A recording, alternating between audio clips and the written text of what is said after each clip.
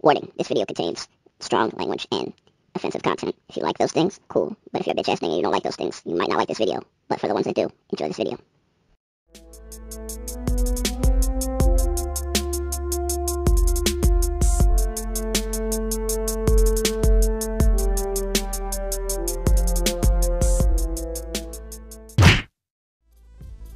Yerp, it's Pert back with another video, and I had just a random ass idea, and I wanted to name my favorite Kanye West albums. So for all you hip-hop heads or Kanye fans, or used to be Kanye fans, let me know in the comments below what is some of your favorite Kanye West projects from best to worst, or however you want to list it. Let me know in the comments below.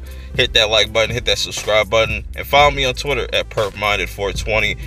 And with all that being said, let's get right into this and start at my least favorite, but I still like this album regardless of how people felt about this album when it first came out. It was very controversial. A lot of people thought Kanye has officially fell off with this project. Yes, he's tried a lot of experimental sounds and tried new things, and this is what I like about Kanye. You know, he's not afraid to step outside of the norm, step outside of his box, and do something completely different, because this is how, you know, things evolve. This is how, you know, just music in general changes. You know, you have to experiment with different things to get somewhere else. You can't stay stagnant and have the same sound.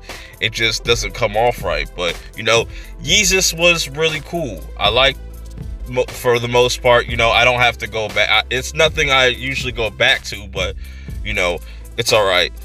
Now we get to Yay is the next one. I liked Yay, even though I wanted more from this project. This came out last June. This is where Kanye was having that rollout of all these different albums coming out in June. This had 7 tracks on it.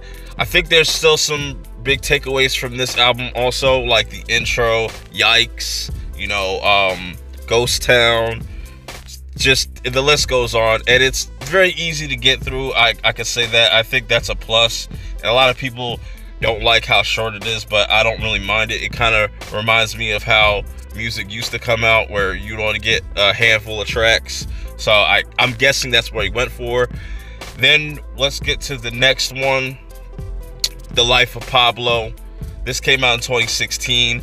Another controversial album, you know, that came out. I enjoyed this project after multiple listens, but I will say it just feels like it's an album filled with interludes. And for people that have listened to this album, you'll probably will understand what I'm talking about. But like I said, he still pushes the boundaries of sound, kind of goes for, he kind of teases that gospel sound that he was going for in Jesus is King. Like I said, cool project. Was it his best? Absolutely not. Could have definitely done better.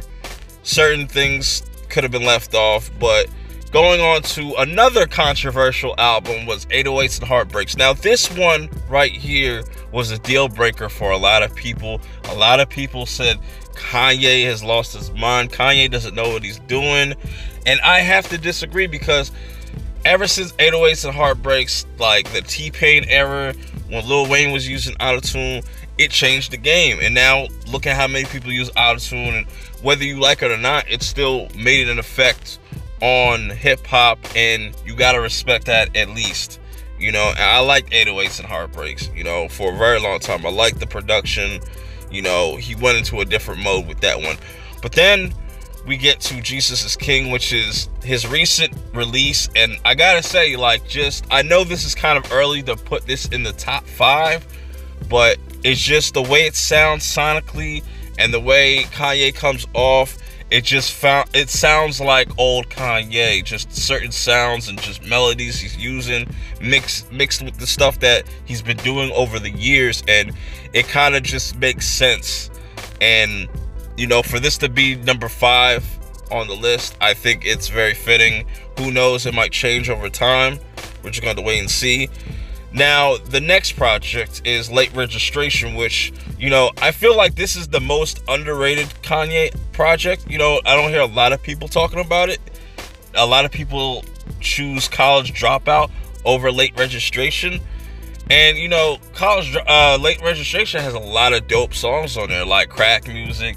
You got the Diamonds Are Forever. Just the list goes on. And, this is where he was starting to fine-tune his sound. Things started to get real dark. It was a lot darker than, College Dropout, which is my next choice for one of my top Kanye West albums of all time, or at this moment. College Dropout, his first debut album, just game changer, masterpiece.